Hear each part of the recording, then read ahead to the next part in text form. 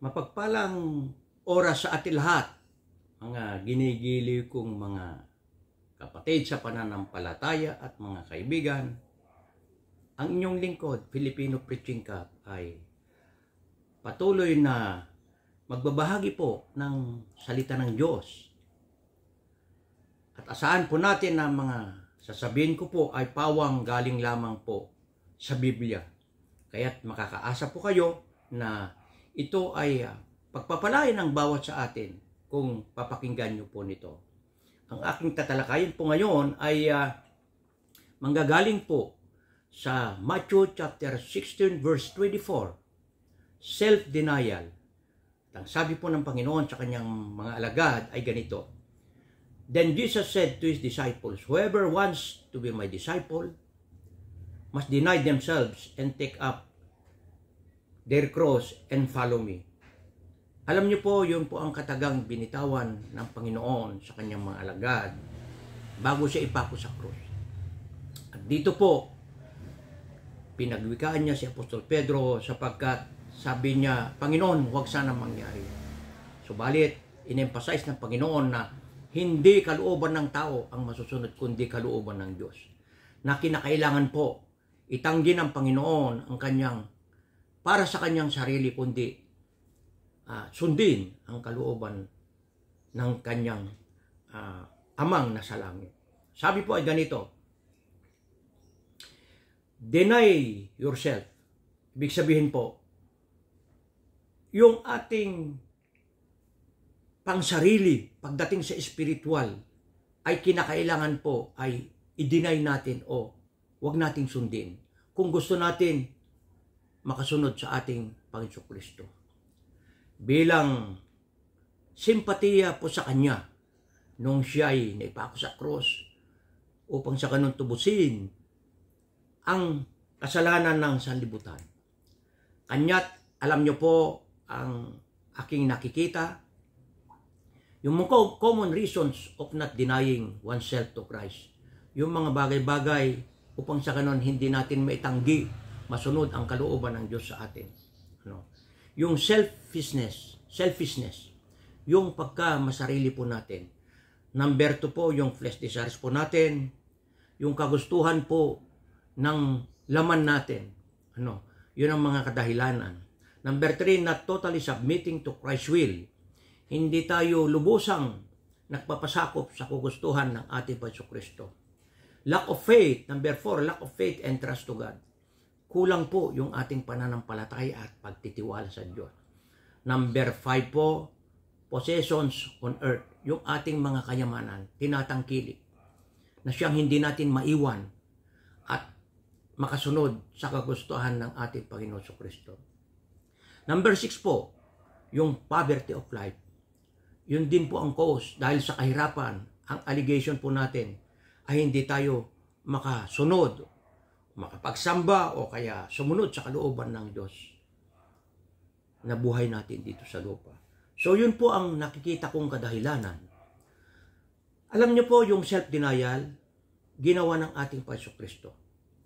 Ang sabi po sa Luke chapter 22 verse 42 ay ganito, Father, if you are willing, take this cup from me, yet not my will, but yours be done. Yun po ang sabi niya. Nung bago maipako sa krus, sabi niya.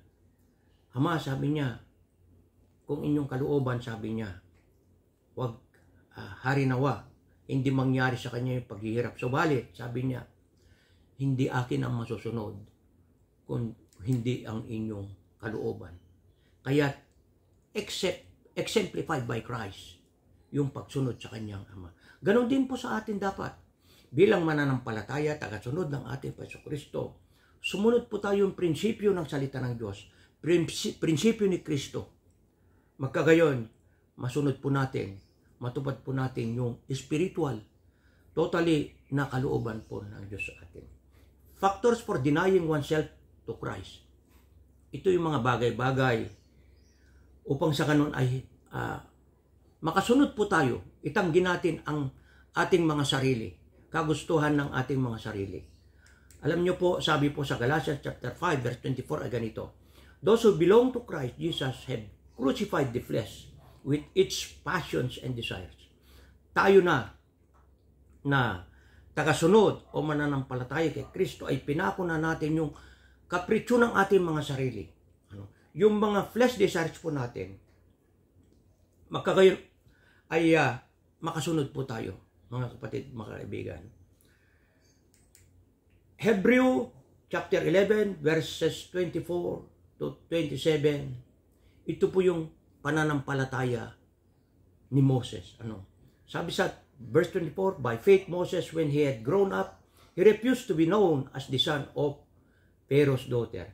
Alam po natin na inampon po ng anak ng hari, si Pharaoh.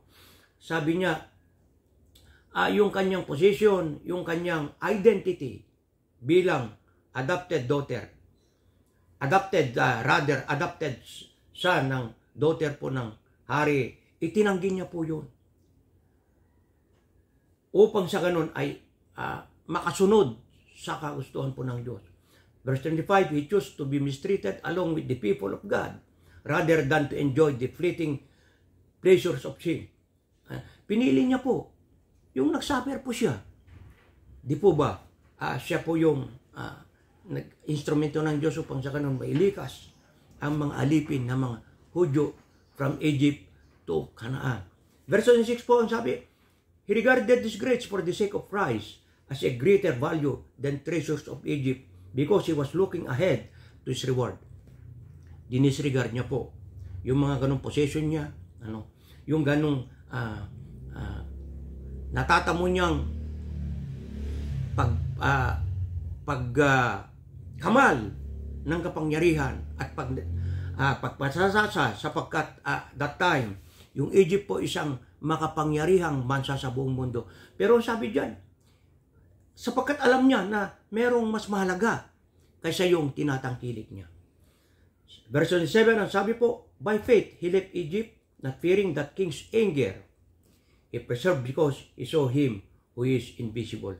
Alam niya na nakatanaw ang Diyos sa kanya. Kaya sa magitan ng kanyang pananampalataya, linisan niya ang Egypt, at tangay ang mga alipin papunta sa Canaan. Yung mga kapwa niyang mga Hudyo, alam niya po mga kapatid na mas mahalaga yung para sa Panginoon kaysa yung para sa kanyang sarili. Isa pang talataan, Luke 17 verse 33, ang sabi pa ganito, whoever tries to keep their life will lose it, and whoever loses their life will preserve it. Makikita po natin dito ang ibig sabihin po. Pag itinatanggi natin ang ating mga sarili para sa Diyos, magkakamit po tayo ng buhay na walang hanggan. Magkakamit po tayo ng kayamanan po sa langit. Subalit, kung inuuna po natin yung para sa ating sarili at kinakalimutan, tinatalikuran po natin ang para sa Diyos, sabi niya, mawawalan po tayo nito.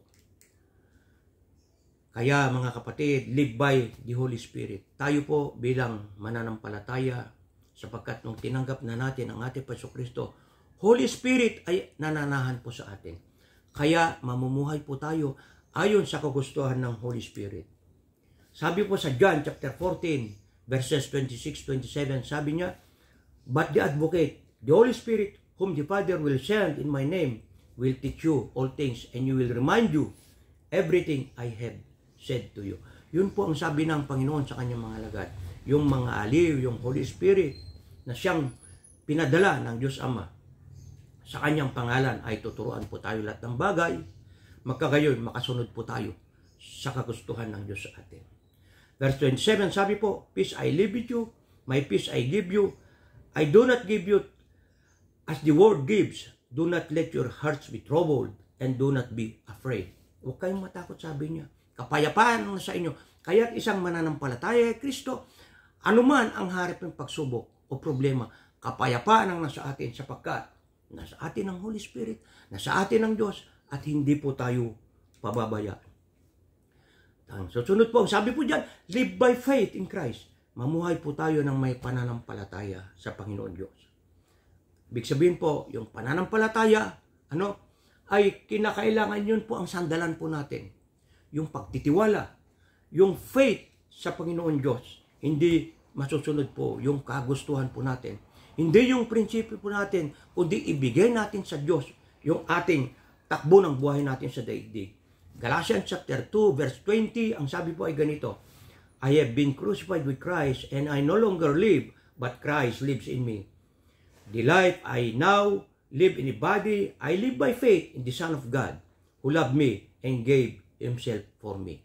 So mamuhay po tayo sa magitan ng pananampalataya sa ating Panginoon na Siyang ibinigay ang Kanyang sarili para sa ikatutubos ng ating mga kasalanan. Sabi po diyan, pag ikaw may mananampalataya at sumunod sa Kanyang kagustuhan na mababatay po sa Kanyang salita, yan po ang Biblia. Sabi po diyan ay ang Diyos sumasa atin at makaroon po tayo ng buhay na walang hanggan. So yan lamang po mga kapatid, maikli lang po. At alam ko po, pinagpalang bawat sa atin. At sana po ay patuloy kayong makikinig sa mga ipinapahayag kong mga salita ng Diyos. Magkagayoy, pagpalain bawat isa sa atin sa buhay po nating espiritual.